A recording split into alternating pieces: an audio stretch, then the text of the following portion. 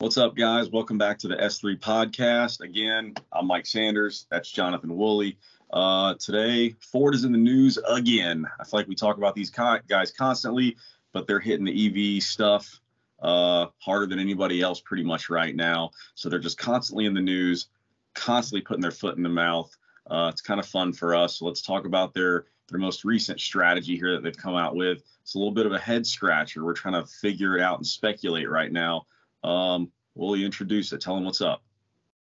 Okay, so first of all, let me preface it by saying, like, if you guys have listened to these podcasts or read the magazine, you hear me and Mike constantly saying they're trying to just make the car industry into cell phones, where you just turn them in and get another one and get another one, right? Well, here's more evidence, because what Ford has done is they've basically eliminated their lease buyout. Is that how you phrase that? So I've never leased a car, so whatever, that's not my thing. But if you lease a car, especially with their, okay, let me back this up. With their EVs, Ford has eliminated the lease buyout thing, clause, whatever. So if you're leasing a Lightning or a Mach-E or a Transit, you can no longer buy the car at your end of the lease. You have to turn it back in.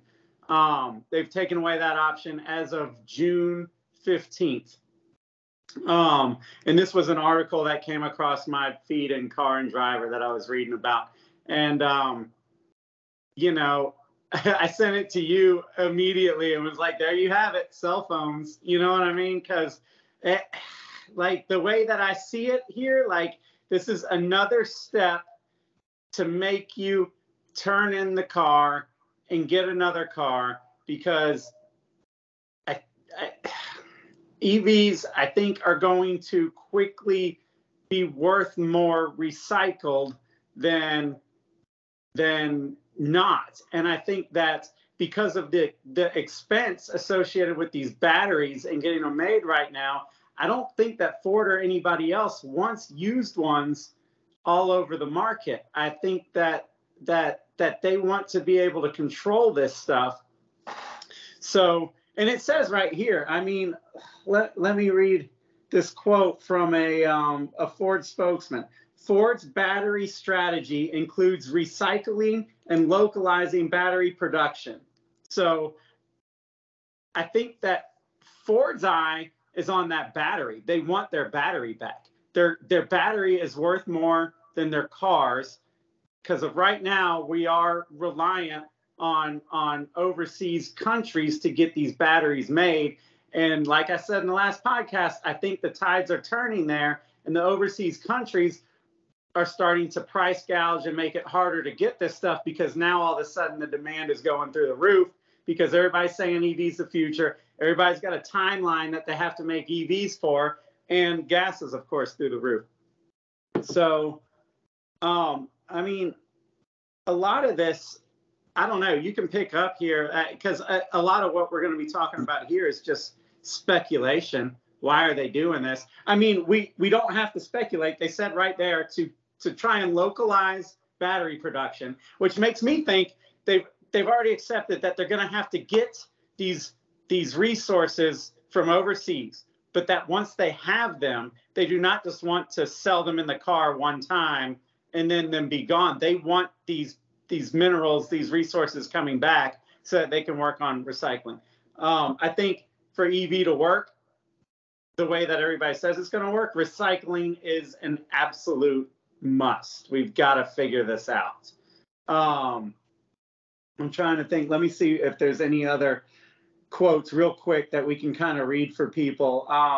You know, they reiterate again, they want to keep these batteries in Ford's network longer. They want to maintain control over battery recycling and materials.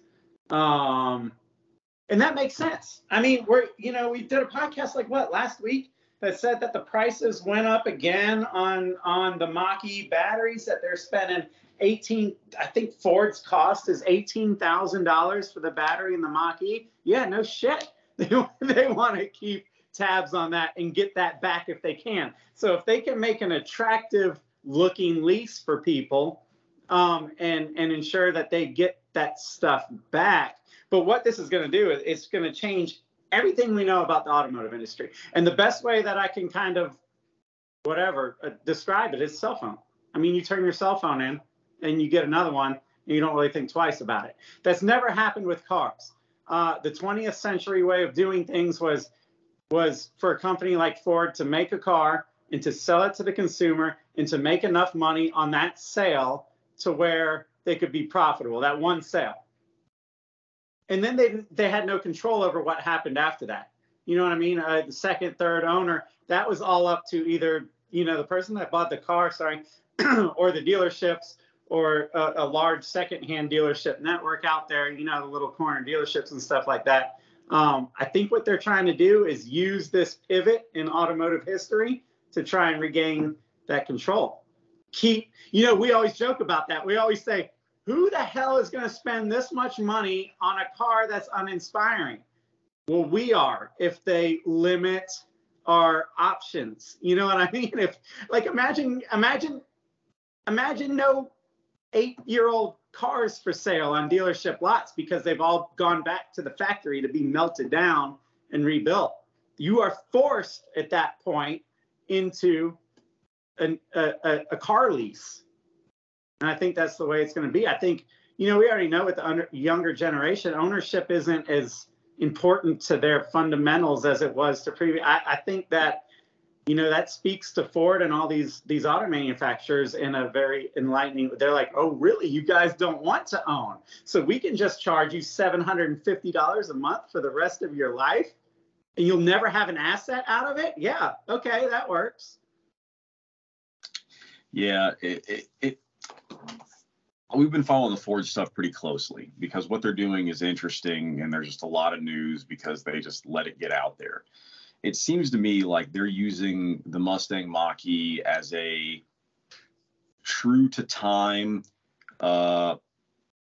study of what's going to happen here, because it seems like every time some bad news comes out about the Mach-E, they immediately have some sort of reaction to it that's vastly going to change the way that they do business. And they're always saying, and they're only doing it for the EV side of things.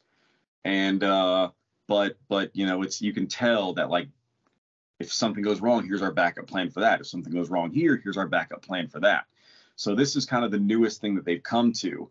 And I think you're right. I think that the supply and demand and how hard it is to get all these rare minerals right now to make these batteries is the biggest red ass on Ford's plate right now. And their only way to deal with it is to regain the control.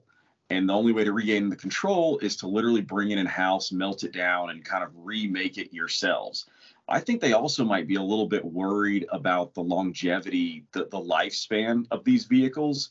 Like the internal combustion engine has been kind of like perfected over the last however the hell long they've been going now.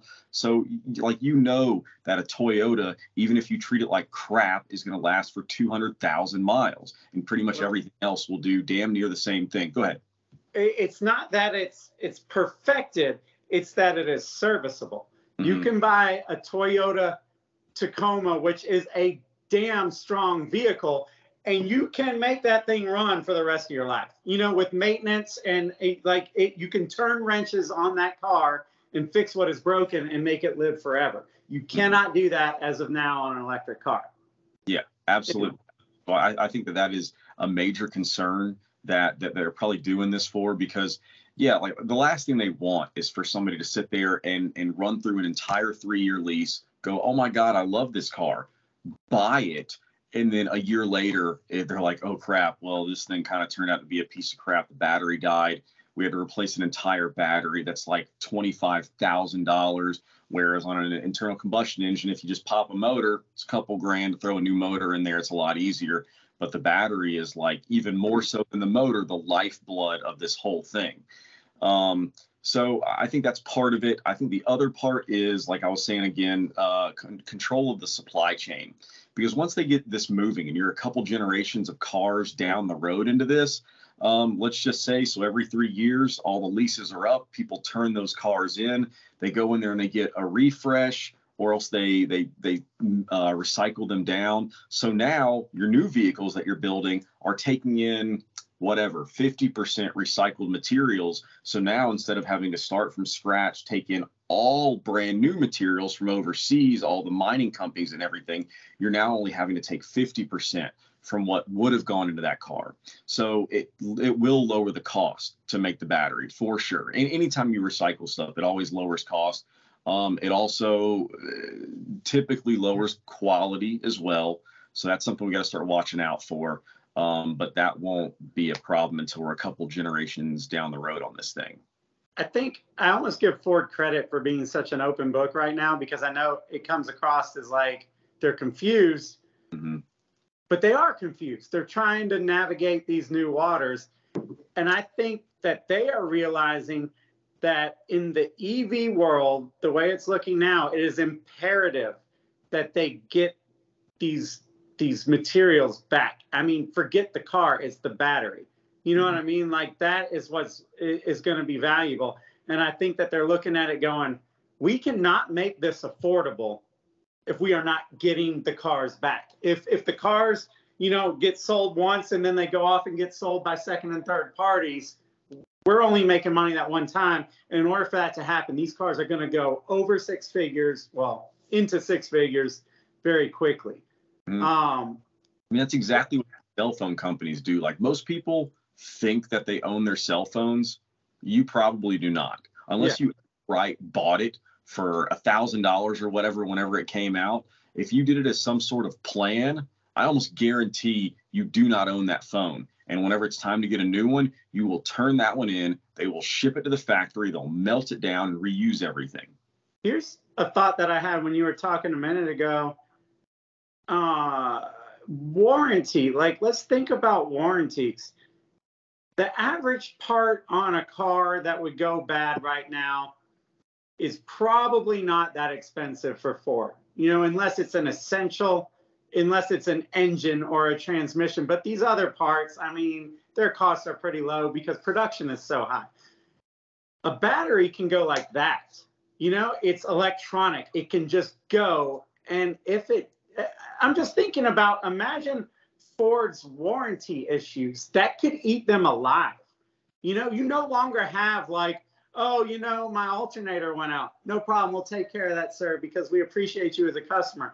Well, my $20,000 battery went out. You can only take so many of those on the chin before you're upside down. You can't do this. So I think that that's also something that they're probably looking at is what are we going, this whole like, you know, 5-year, whatever, 60,000 mile warranties might not be a good idea when the fundamental parts of the car are getting astronomical.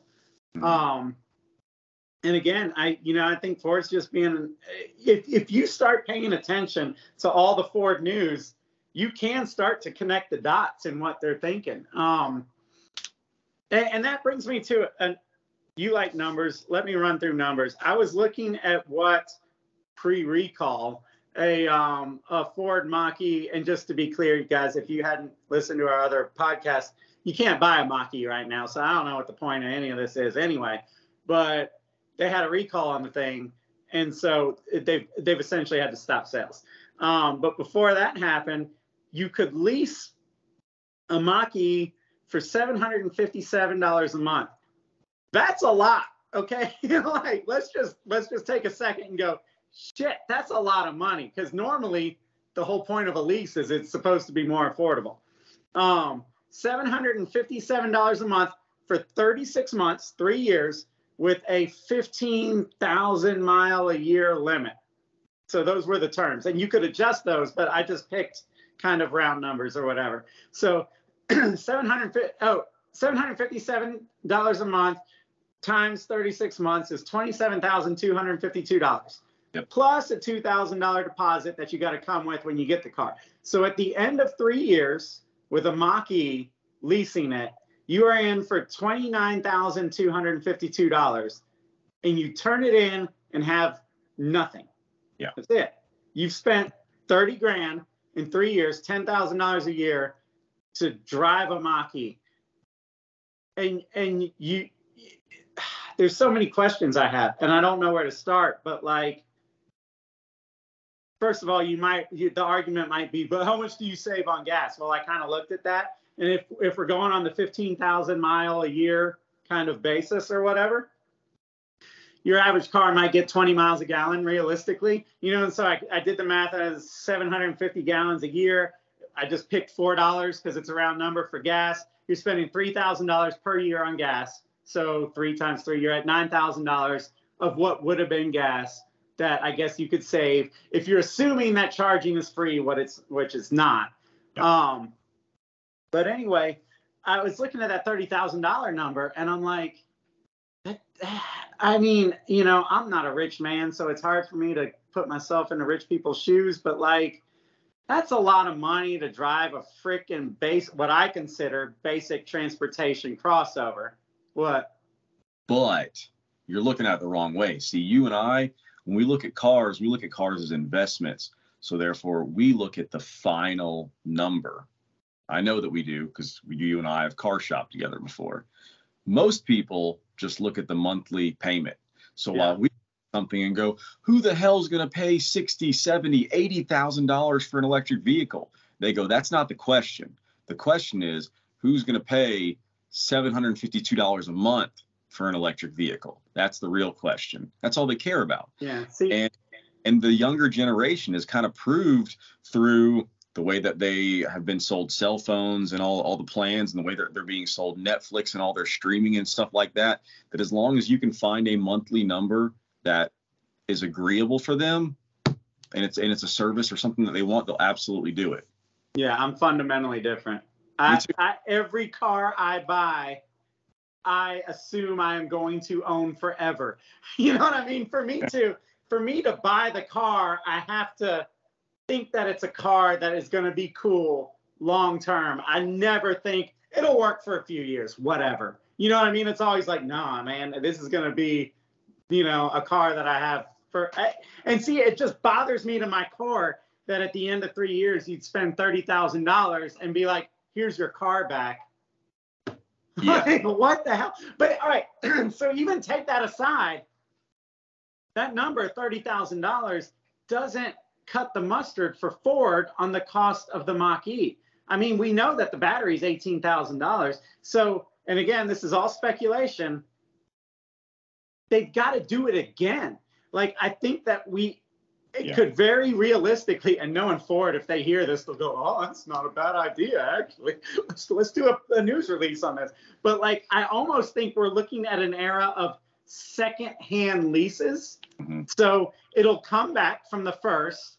It'll get a Ford refresh. It'll be a certified, pre-leased lease or whatever you want to call it. So they'll go in there and they'll change the seats, the stuff that are cheap, to make it fresh or whatever. They'll change the wiper blades, give it a good polish, and then send it out on another 3-year lease. That makes sense, because then let's just essentially say they double it. I know they shouldn't be able to get as much the second time, but with the way inflation's going, they probably will be able to get that $750 the second time. And then after 6 years, they have made $60,000 on a Mach-E.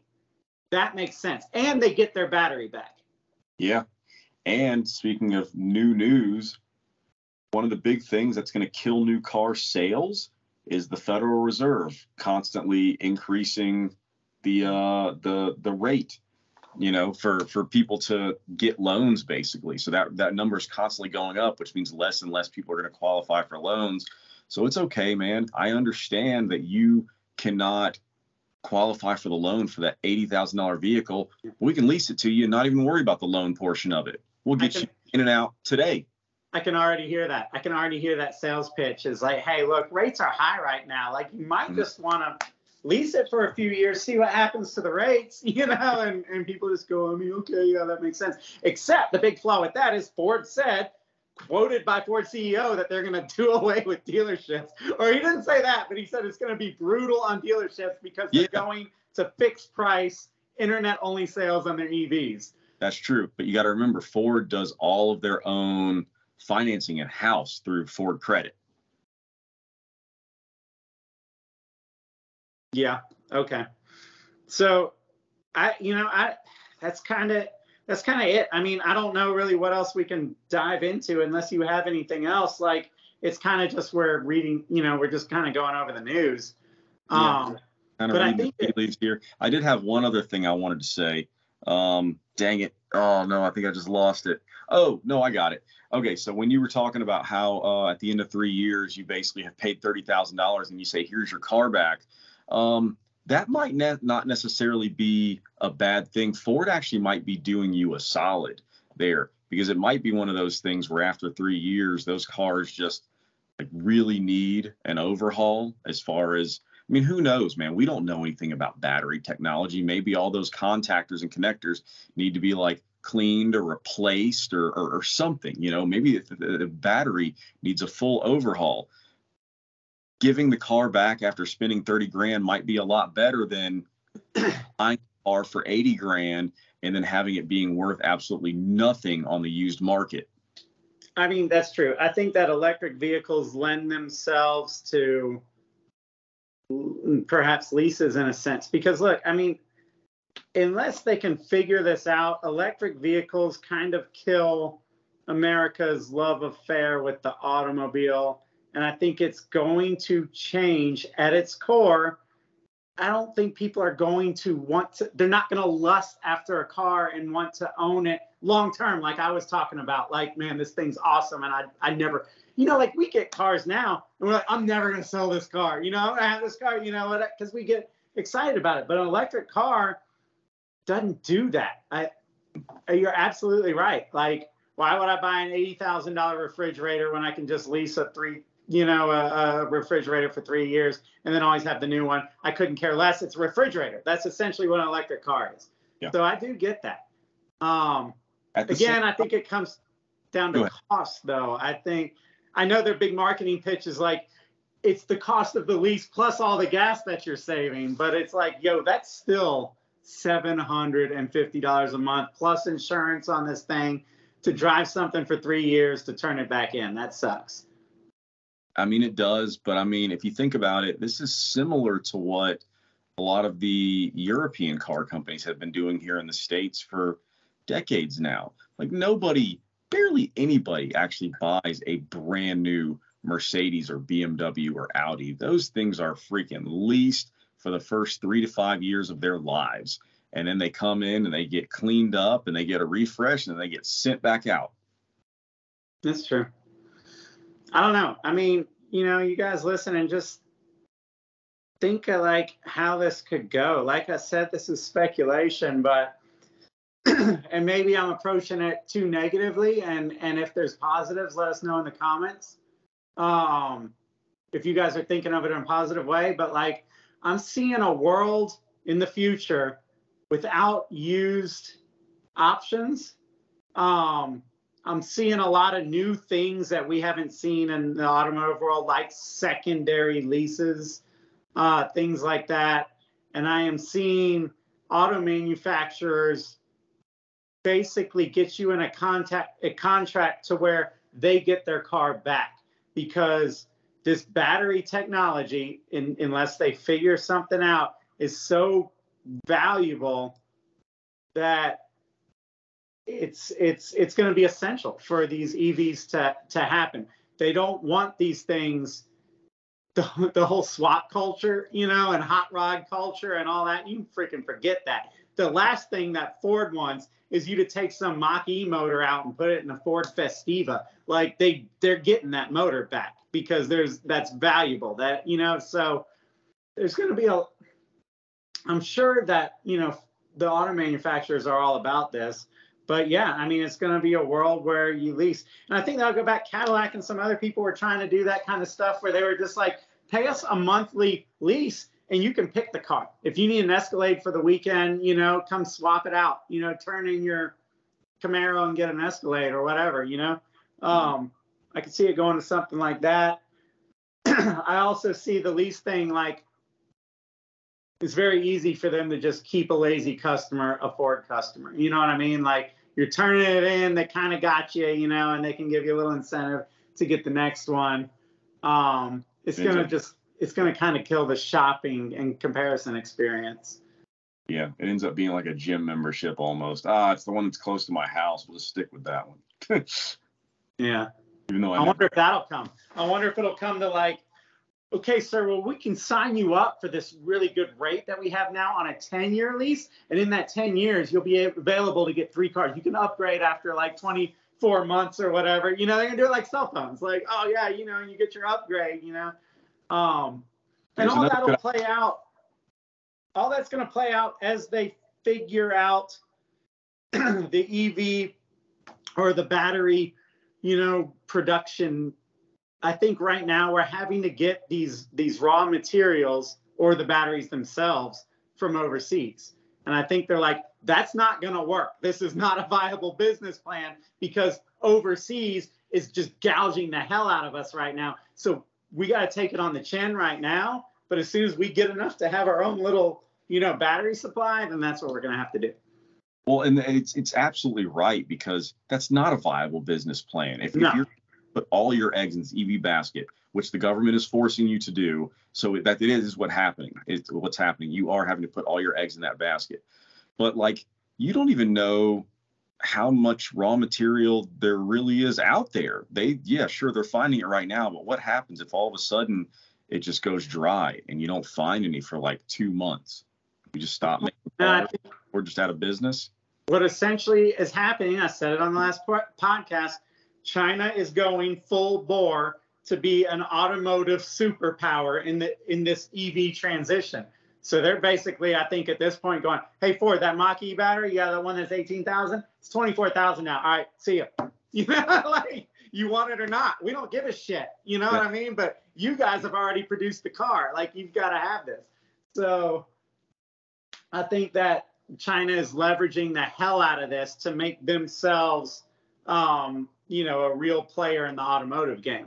Yeah. And as long as we're not willing to do the mining here in the U.S. ourselves, that's how it's all going to be. Same thing with oil. Oil is always more expensive when we're not drilling here. We have to rely on other countries to get it to us because you're buying it from somebody else, not yourself, and you got to pay for all the shipping and tariffs and all the shit to get it here. So obviously the price just goes up every single time. That's what happens. That's why it's better to make stuff, manufacture, find stuff here in the U.S.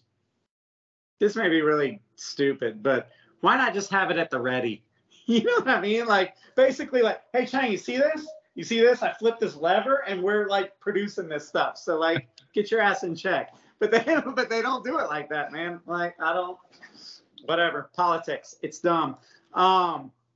Okay. So yeah, we'll see. We'll see how this plays out. But Ford is trying to, you know, get their leases back. They're trying to get you in a lease and then get their leases back. I don't think they want to sell you an electric car. I think they want to lease you an electric vehicle. Mm-hmm.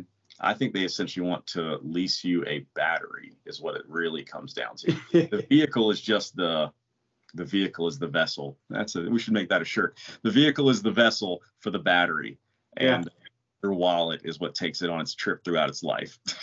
Yeah. All right. Well, cool. We'll see what happens this week, I guess. Yeah. All right. Thanks for listening, guys. Yeah. Thanks. See you later.